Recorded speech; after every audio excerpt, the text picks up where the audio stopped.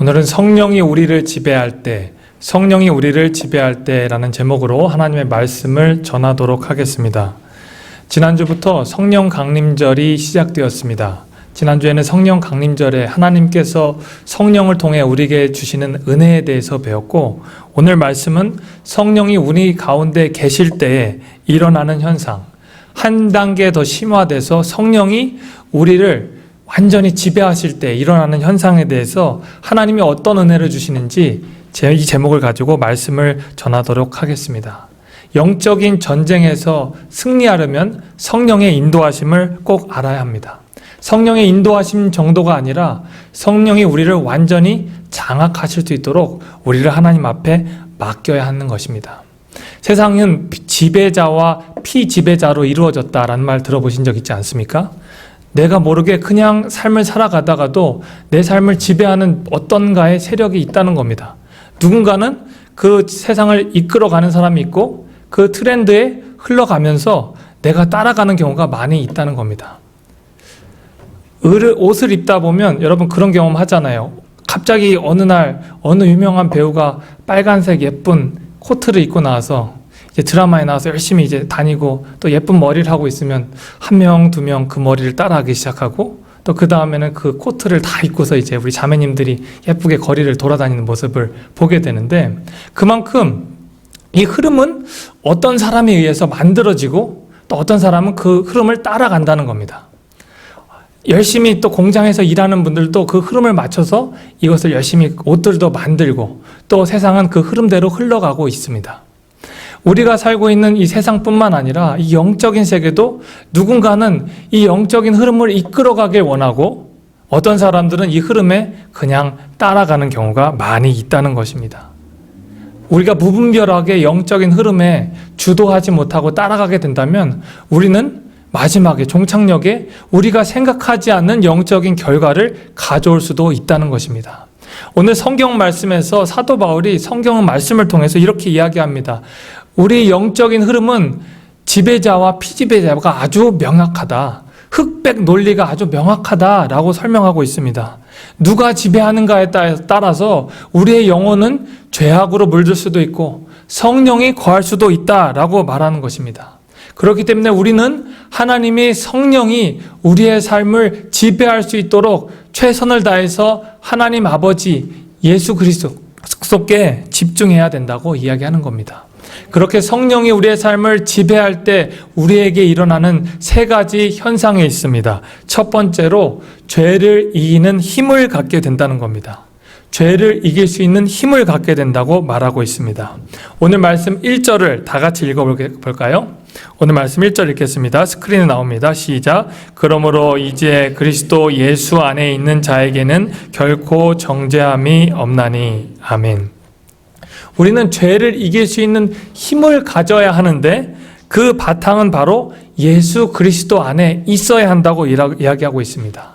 말씀에서 예수 그리스도 안에 있는 사람에게는 정죄함이 없다라고 말합니다. 정죄한다는 것은 영어로 condemn이라고 이야기하고 다른 사람을 비난하는 것, 그리고 이 사람이 죄에 있다라고 이야기하는 겁니다. 그런 정죄를 할 수 없게 되는 상태가 바로 내 상태가 된다는 겁니다. 예수님 안에 거할 때 이렇게 된다는 겁니다. 우리가 죄를 깨닫고 죄를 이길 수 있는 힘이 바로 예수님 안에 거할 때 생긴다고 말씀하고 있는 것입니다. 오늘 2절 말씀 다 같이 한번 읽어볼까요? 2절 말씀 시작. 이는 그리스도 예수 안에 있는 생명의 성령의 법이 죄와 사망의 법에서 너를 해방하였음이라. 아멘. 오늘 말씀에서 나오는 두 가지 법이 나옵니다.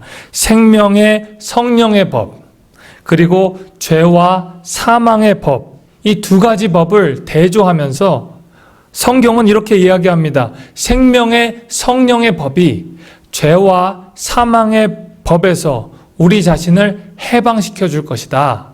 해방시켜 주었다 라고 선포하는 겁니다.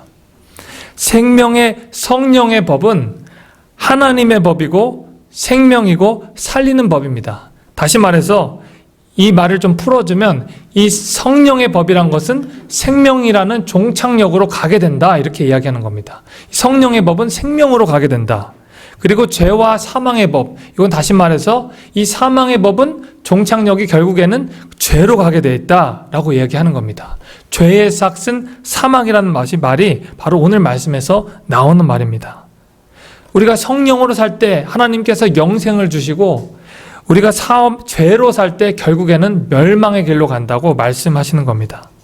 법이라는 것이 통치를 말하는 거잖아요. 그래서 오늘 말씀에서 성령의 법, 이 사망의 법이란 것은 우리 마음 가운데 작용하는 그 통치 방식을 말하는 겁니다. 내 삶이 작동하는 원리, 자연스럽게 그 삶이 작동하는 원리가 생명의 법이라면 이것은 생명의 원리대로 가고, 내 삶의 통치 방식이 사망의 법이라면 사망의 방식으로, 죄의 방식으로 가게 된다고 말하는 것입니다. 6장 21절과 22절의 말씀에 이 생명의 성령의 법과 죄와 사망의 법에 대해서 조금 더 자세히 설명하고 있습니다. 6장 21절은 죄와 사망의 법에서 설명하고 있는데요. 제가 한번 읽어보겠습니다. 너희가 그때에 무슨 열매를 얻었느뇨? 이제는 너희가 그 일을 부끄러워하나니 이는 그 마지막이 사망이니라. 우리가 신앙적으로 볼 때 잘 되는 것 같고 먹음직하고 보암직했지만 결국에 그때 얻은 열매가 무엇이냐라고 성경은 질문하고 있는 겁니다. 그 일은 결국 부끄러움이 될 것이다. 그 일의 마지막은 사망이 될 것이다 라고 이야기하는 겁니다. 이게 바로 죄와 사망의 법을 말하고 있습니다. 22절 제가 읽겠습니다. 그러나 이제 너희가 죄에서 해방되고 하나님께 종이 되어 거룩함에 이르는 열매를 얻었으니 이 마지막은 영생이니라. 아멘. 영적으로 이제 죄에서 해방되고 하나님 앞에 예수 그리스도의 종이 되어서 이제 거룩함에 이르는 열매를 얻게 됐다. 근데 이 끝이 바로 영원한 생명이라고 말하는 겁니다. 이게 영원한 생명의 법을 말하는 겁니다.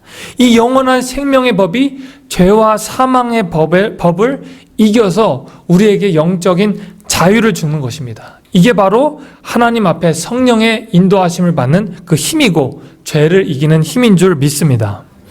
죄의 지배에 있으면 우리는 자유하지 못합니다. 예수님이 말씀하시는 이 진리가 우리를 자유케 해야 되는데 마귀는 자꾸 우리를 속여서 죄를 짓게 만들고 그리고 우리를 타락하게 만듭니다. 그리고 성도들끼리 자꾸 다투게 하고 그 내면에 조종하는 사탄 마귀는 우리가 알 수 없게 됩니다. 그래서 성도들 안에 은밀히 숨어서 활동하는 이 사탄 마귀의 계계를 경계하라고 성경은 이야기하고 있습니다. 그리고 에베소서의 성경은 이렇게 얘기합니다. 우리의 씨름은 혈과 육의 씨름이 아니다. 우리의 씨름은 세상 주관자들과 권세들과 이 땅을 장악하는 바로 사탄 마귀를 상대함에 있다라고 이야기하고 있습니다. 왜냐하면 세상에 있는 사람들이 싸우는 것은 마귀가 정말 좋아하고 행복한 일이잖아요. 마귀는 디아블로서라는 이름을 갖고 있어서 서로 사람들을 자꾸 나누려고 하고 사람들 가운데 불화가 있게 하고 더 나아가 교회 안에서 성도들 간에 합력하여 선을 이루지 못하게 하는 게 바로 사탄 마귀가 우리를 속이는 이유라는 것입니다. 그렇기 때문에 우리는 세상 사람들, 특별히 성도들과 싸우는 것이 아니라 하나님의 영을 대적하는 사탄 마귀들과 싸워서 이겨야 할 줄로 믿습니다. 그것이 바로 하나님께서 우리에게 죄를 깨닫게 하게 하시는 것이고 우리에게 죄를 이기는 힘을 갖게 하시는 성령의 지배라고 말씀하고 있는 것입니다. 여러분 욥의 이야기를 잘 아시죠? 욥이 얼마나 고통을 많이 당했습니까? 자기의 자녀도 잃고 또 몸도 너무나 가려웠고 그 동방에 가장 거부를 하는 그가 가축도 잃고 모든 것을 다 잃게 되었습니다. 모든 것을 잃었을 때 그의 친구들이 좀 좋은 말을 해줄 줄 알았는데 좋은 친구들이 아니에요. 보니까 얼마나 그 마음을 후벼 파는 이야기를 하는지 그 마음이 너무나 괴롭습니다. 그의 하나밖에 없는 그의 아내는 또 뭐라고 이야기합니까? 그에게 위로를 주지 못합니다. 그리고 이렇게 이야기하죠. 당신의 온전함을 한번 지켜보라. 당신 하나님을 욕하고 그냥 나가 죽어요. 라고 이야기하는 게 그 욥의 아내의 모습이었습니다. 자기를 위로해 줄 사람은 아무도 없었습니다.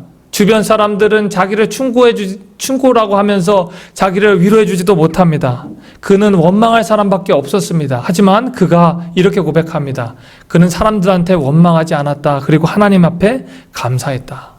무엇을 감사한지 모르겠습니다. 하지만 주시니도 여호와시요 또 하나님께서 또 가져가시니도 여호와시니 주님께서 영광을 받아 주옵소서라는 고백이 바로 욥의 고백인 것입니다. 세상 사람들을 진란하지 아니하고 사탄 마귀의 계계가 어떤 것인지 모르지만 이것을 이겨가게 해주셔서 나중에는 순금과 같이 되어 내가 나가겠다는 하나님의 그 믿음의 길을 그가 발견했기 때문에 그는 하나님 앞에 감사할 수 있었습니다. 그리고 성령으로 대적하고 죄와 싸워서 이길 수 있는 힘을 갖게 되었던 것입니다. 세상은 성경의 원리에 대적하고 있습니다. 그래서 공적인 자리에서 기도도 못하게 하고 또 우리가 점점 신앙적으로 압박을 받아가는 그 형편에 있습니다. 그래서 죄와 싸워서 이길 때 이것이 과연 하나님이 기뻐하시는 뜻일까? 이것이 과연 하나님이 선하시는 길일까 보다는 다른 사람을 의식해서 자꾸 우리들의 영적인 생활이 위축되는 모습을 많이 보게 됩니다. 제가 자녀와 저희 아내와 함께 어르신 신방을 하게 되었습니다. 맥도날드에 가서 햄버거를 먹기 전에 같이 기도를 하게 되었습니다. 당연히 기도를 하는데 요즘 따라 제 자녀 기도 소리가 점점 줄어드는 겁니다. 원래는 자신감 넘치게 기도했었는데 점점 기도 소리가 줄어들어서 이제는 정말 개미꼬리만 이렇게 조용히 기도하다가 말고 주먹도 위로 하지 않고 자꾸 밑으로 숙이고 그런 모습 발견하게 되었습니다. 궁금해서 물었습니다. 학교에서는 기도를 잘 할까? 봤더니 학교에서 기도를 잘 안 한답니다. 왜냐하면 친구들도 안 하는데 내가 기도하면 좀 이상하다고 그렇게 얘기를 합니다. 이게 바로 주변에서 들으는 생각입니다. 근데 그렇게 하면 안 되잖아요. 하나님의 자녀는 하나님을 자랑할 수 있어야 되잖아요. 하나님이 이렇게 얘기했습니다. 예수님께서도 내가 나를 부끄러워하면 하늘에서도 나를 부끄러워한다. 하늘에서 나를 자랑스럽게 생각하면 나도 땅에서 너를 자랑스럽게 생각하시다.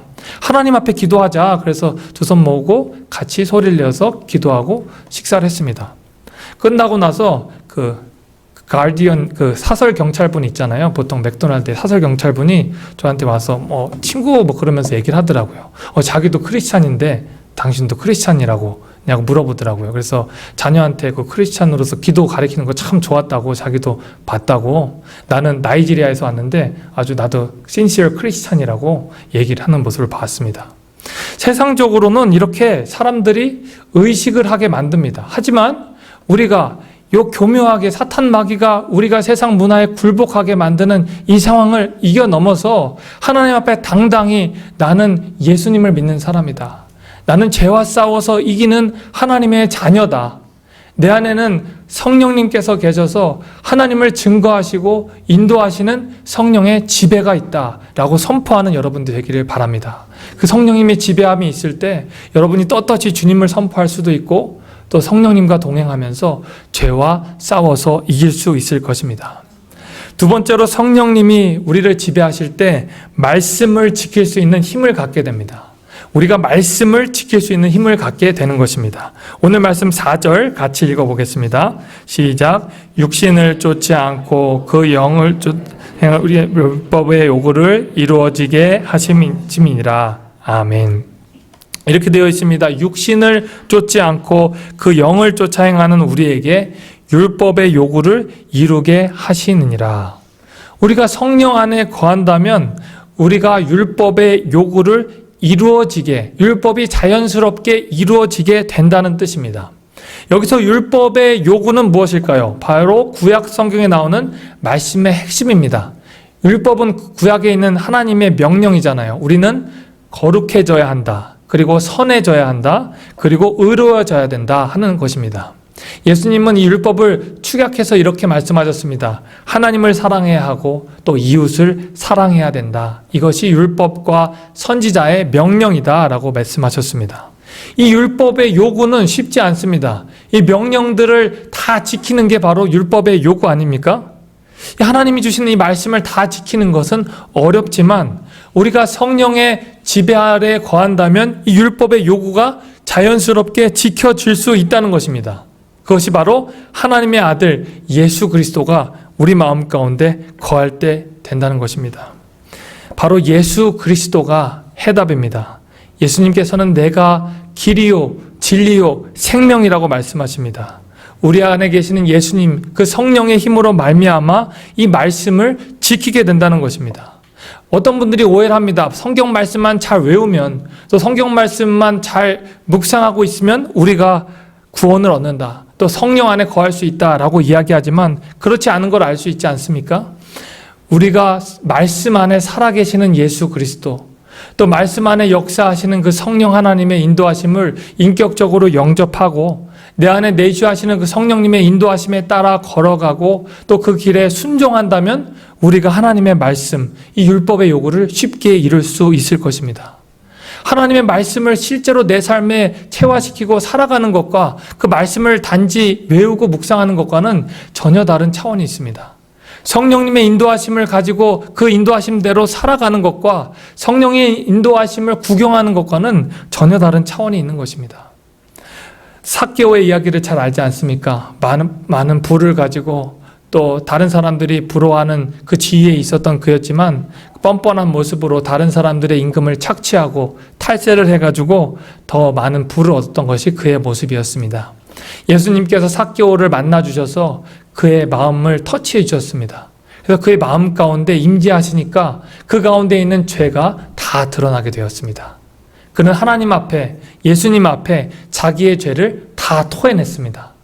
자기가 가진 재산을 반을 하나님 앞에 드리고 자기가 잘못해서 세금 떼어준 사람에게는 몇 배 더하는 그 임금을 자기가 지불하겠다라고 예수님께 이야기했습니다. 예수님이 강요한 것이 아니라 그가 마음속에 예수님이 임재하시니까 견딜 수 없는 마음으로 예수님께 회개하게 된 겁니다. 견딜 수 없는 마음으로, 통회하는 마음으로 하나님 앞에 나아갔던 것입니다. 이게 바로 성령 임재의 역사입니다. 성령이 임재하시면 말씀을 지키게 되는 겁니다. 말씀이 이루어지는 겁니다. 회개가 나타나는 겁니다. 죄값도 당연히 치르게 되는 마음을 갖게 되는 겁니다. 내가 저 사람에게 죄를 지었는데 성령이 가만히 놔두질 않습니다. 저 사람에게 가서 어떻게 하면 사과를 할까? 어떻게 하면 저 사람의 마음을 다시 편안하게 할까 하는 마음이 바로 성령이 주시는 마음이고 성령이 우리를 깨닫게 하는 마음입니다. 여러분 영화 밀양이라고 보셨죠? 그 밀양이 바로 그 기독교의 가치관에 대해서 질문을 던지는 내용이 나옵니다. 어떻게 하나님 앞에 회개하는 것으로 삶의 답이 끝나는가? 어떻게 하나님 앞에 회개했다고 사람에게도 용서를 구하지 않고 그것이 정당화될 수 있는가? 질문하는 것이 바로 영화 밀양의 내용입니다. 한 여인이 자기 사랑하는 가족을 다 잃었습니다. 그 여인이 사랑하는 가족을 잃게 한 그 범죄자가 이제 감옥에 갇혔는데 그 과정 중에 예수님을 인격적으로 영접하고 또 예수님께 기도했더니 성령께서 그 범죄자를 용서하라는 마음을 주셨습니다. 그 범죄자에게 찾아가서 이제 할 말이 생각났습니다. 내가 당신을 용서해주고 싶습니다. 라는 이 말을 하고 싶었지만 찾아가서 그 범죄자가 만나서 했던 첫 마디가 하나님께서 이미 나를 용서해 주셨습니다. 라는 그 질문이었습니다. 저는 그 범죄자가 진정으로 성령님의 인도하심을 받았다고 생각하지 않습니다. 성령께서는 우리가 죄를 깨닫게 하시고 그 깨닫게 하시는 것에서 멈추지 않고 우리들이 그 죄를 지었던 우리의 피해자에게 찾아가서 최대한 용서를 구하게 하는 것이 바로 성령의 마음이라고 확신합니다. 어떻게 그렇게 뻔뻔하게 이야기할 수 있습니까? 하나님께서 해주셨으면 돼. 하나님께서 용서하셨으면 모든 게 다 끝났어. 당신이랑은 별개의 문제야. 그것은 성령님께서 인도하시는 마음이 아닌 것입니다. 성령님께서는 우리에게 찾아가서 용서를 구하기 원하시고 우리에게 깨닫게 해주셔서 우리가 세상 모든 사람들과 화평하기 원하시고 우리가 하나의 작은 미랄이 되어 썩어져 다른 사람들을 섬기는 봉사의 삶을 살기를 원하시는 분이 바로 성령의 마음, 우리 안에 계신 예수 그리스도의 마음이라는 것입니다. 예수님께서 그리하여서 우리가 이 말씀을 지켜서 이 힘을 가지고 그 죄된 본성을 이기고 그 힘으로 성령의 지배로 살아가길 원하시는 것입니다. 그렇게 이루시는 하나님의 역사하심을 체험하는 여러분들이 되기를 간절히 축원합니다. 마지막으로 성령의 지배를 받으면 우리는 주님이 기뻐하시는 일을 생각하게 됩니다. 우리는 성령의 지배를 받으면 주님이 기뻐하시는 일을 생각하게 된다는 것입니다. 우리 5절 다 같이 한번 읽어보겠습니다. 5절 말씀 시작. 육신을 쫓는 자는 육신의 일을, 영의 일을 쫓는 자는 영의 일을 생각하나니. 아멘. 성경은 이렇게 말씀합니다. 육신을 쫓는 이 자는 육신의 일을 생각한다. 그리고 영의 일을 쫓는 자는 영의 일을 생각한다. 라고 아주 클리어하게 말씀하고 있습니다. 육신의 생각은 이런 것입니다. 성경은 이렇게 말씀합니다. 시기, 질투, 탐욕, 음란, 교만, 자기 자랑 등 자기 삶 가운데서 육신의 정욕, 안목의 정욕, 이생의 자랑으로부터 나오는 모든 것들을 육신의 생각이라고 합니다. 그리고 영의 생각은 성령께서 우리 마음 가운데 없는 생각을 집어넣어 주시는 그 하나님 아버지의 마음을 이야기하고 있습니다. 그것은 성령의 열매가 될 수 있습니다. 사랑이 되고 희락이 되고 화평이 되고 오래 참음이 되고 다른 사람들을 위해 희생할 수 있는 그 성령의 열매들이 영적인 생각인 것입니다. 우리 인간은 5만 가지 생각을 한다라는 말을 참 많이 합니다. 그냥 습관적으로 이야기합니다. 5만 가지 생각이 내 머릿속에 스치고 있어. 고통스러울 때 그런 말씀을 하시잖아요. 실제로 인간이 하루에 하는 의식적, 무의식적인 생각이 약 6만 가지 정도 된다고 합니다. 그 과학적인 결과를 토대로 아마 사람들이 말을 지어냈나 봐요. 5만 가지 생각이 참 마음에 드네. 이런 얘기를 하는 겁니다. 이 5만 가지 생각, 의식적인 것, 무의식적인 이 생각 가운데서 여러분 한번 여러분 자신에게 질문해 보십시오. 이 생각 가운데 육신의 생각이 얼만큼 있는가? 이 생각 가운데 영의 생각이 얼만큼 있는가? 영의 생각이 80%, 육의 생각이 한 20%. 이분은 영의 생각이 육의 생각을 사로잡고 지배하는 사람입니다. 하지만 육신의 생각 99%, 영의 생각 1%. 뭐 이러면 어떻게 영의 생각이 육신의 생각을 이길 수가 있겠습니까? 그러니까 우리 자신은, 여러분과 저는 이 자신을 반추해 보면서 어떤 생각들이 내 자신을 올가매고 또 감싸고 있는지 생각해 보고 주님이 기뻐하시는 일을 생각하는 것이 성령의 지배 안에 거하는 사람인 것을 깨달을 줄로 믿습니다. 여러분 자신을 돌아보면서 저와 여러분이 내가 하나님이 기뻐하시는 생각들을 하는 성령의 지배가 풍성한 사람이구나. 하나님 감사합니다. 고백할 수도 있어야 하고, 요즘 나를 사로잡고 있는 그 걱정거리와 근심거리들 생각이 육신의 생각이었구나. 회개하면서 주님이 주신 영의 생각으로 성령의 지배함을 받아야겠다. 회개하는 저 여러분들이 되기를 간절히 바랍니다. 여러분 닉 부이치치라는 분 아시나요? 아마 위에 사진이 보일 겁니다. 닉 부이치치는 호주에서 태어난 청년입니다. 어렸을 때 태어날 때부터 팔, 다리가 없었습니다. 굉장히 불행하다고 생각할 정도로 그의 삶은 이제 다른 사람들과 비교되면 이제 나이가 들어서 더 열등감을 가지게 되는 그런 삶을 살게 되었습니다. 어렸을 때 친구들이 놀림이 있고 또 다른 사람이랑 자기는 다르고 자기는 할 것이 없다는 생각에 굉장한 좌절감에 빠집니다. 8살 때 그의 삶 가운데 자살을 시도하고 싶은 생각이 들었습니다. 그래서 그는 자살을 시도했습니다. 굉장히 힘든 삶을 살았고 비관적으로 삶을 살았습니다. 그런데 그가 말씀을 읽다가 예수님과 랍비가 했던 대화를 보게 됩니다.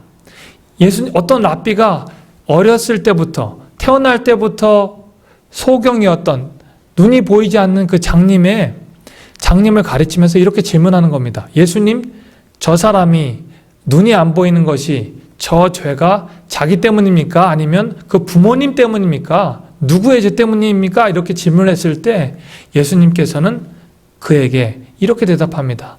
이 사람이 바로 하나님이 하시는 일을 나타내고자 하심이라. 이 사람을 통해서 하나님의 영광을 드러내기 원한다 하시면서 그에게 기적을 베푸셨던 것입니다. 하나님이 하시고자 하시는 일을 나타내고자 하심이라. 이 말씀을 읽다가 닉 부이치치가 깨달음을 얻습니다. 내가 이 모습을 하는 것도 하나님이 이 모습을 통해 하나님의 일을 나타내실 수 있을까? 하나님이 나를 통해서 하나님을 증거하고 하나님을 영광되게 보여드릴 수 있을까? 라는 생각을 하면서 마음속에 희망이 찾아왔다는 겁니다. 그래서 아무것도 안 하고 비관적으로 있었던 그 마음 가운데 무엇을 하고 싶은 생각이 자꾸 든 겁니다.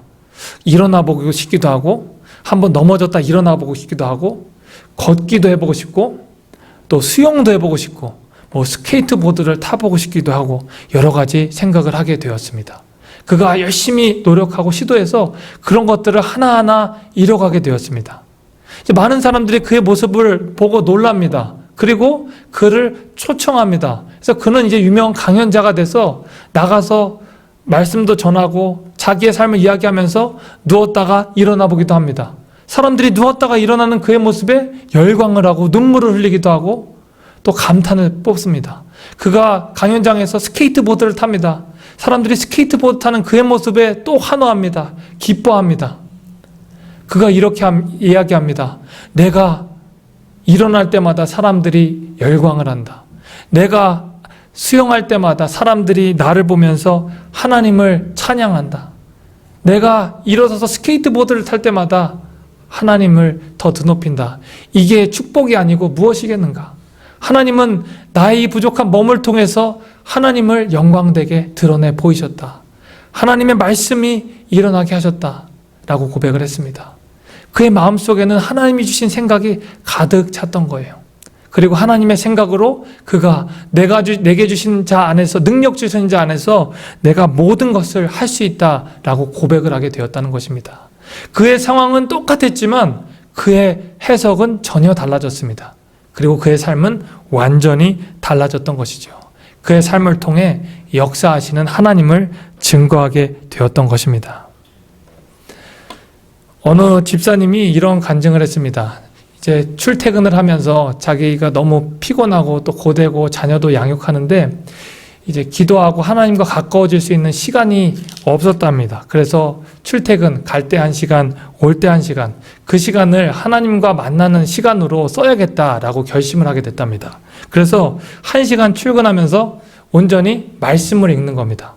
그리고 기도도 하고 영적인 시간을 갖게 되는 겁니다. 그 지루한 시간이고 고된 시간일 수 있지만 그 시간이 꿀과 같은 시간이 되었다는 겁니다. 말씀을 읽는 것이 너무 귀해서 감사의 열매가 많이 맺혔다는 겁니다. 어느 날 이런 마음이 들었답니다. 하다가 드라마를 좀 보고 싶다라는 생각이 들었다는 거예요. 하다가 좀 스트레스 받으면 또 드라마도 보고 싶잖아요. 그런데 신기하게 그 가운데 갑자기 또 데이터를 다 소진을 했답니다. 그래가지고 드라마를 못 보게 되고 이 말씀만 집중하게 됐다고 또 은혜의 간증을 제가 듣게 되었습니다. 하나님, 또 그게 되면 어떻게 보면 속상할 수도 있고 또 힘들 수도 있잖아요. 아이고, 무제한으로 바꿀 걸 뭐 그런 생각도 할 수 있지만 하나님께서 이 시간을 온전히 사용하기 원하시는구나 생각으로 그 시간을 귀하게 사용하고 있다고 하는 얘기를 들었습니다. 우리가 갖고 있는 상황과 조건들은 굉장히 열악할 수 있습니다. 하지만 이 생각을 우리가 바꿀 수 있는 것은 성령이 우리 가운데 지배하실 때, 성령이 우리 가운데 장악하실 때 우리들의 생각은 전혀 다른 생각으로 차지할 수 있게 된다는 겁니다. 주님이 기뻐하시는 일을 생각할 수 있고 성령이 원하시는 그 생각을 하게 되어서 지금 상황을 초월해서 하나님이 기뻐하시는 그 모습으로 설 수 있게 된다는 것입니다. 오늘 말씀을 정리하고자 합니다. 하나님은 우리에게 성령의 지배함 가운데 살기를 원하십니다. 죄를 이길 수 있는 그 힘을 갖기를 원하시는 겁니다. 그리고 말씀으로 하나님 앞에 거듭나서 성령의 지배를 받기를 원하시는 것이 바로 주님의 원하시는 모습입니다. 마지막으로 주님이 기뻐하시는 생각이 우리 마음 가운데 가득 차서 성령의 생각으로 하나님이 기뻐하시는 일을 하게 하는 것이 바로 우리가 주님께서 원하시는 그 성령 지배의 삶인 줄 믿습니다. 바라기는 저와 여러분들의 삶이 성령의 지배함에 이끌려서 어려운 상황일지라도 주님이 기뻐하시는 선택, 주님이 기뻐하시는 생각, 죄를 이기는 생각, 사탄 마귀의 그 법에서 자유해서, 죄와 사망의 법에서 자유해서 성령의 법으로 인도하시는 선택을 하는 저와 여러분들이 되기를 간절히 축원합니다. 이 시간 기도하겠습니다.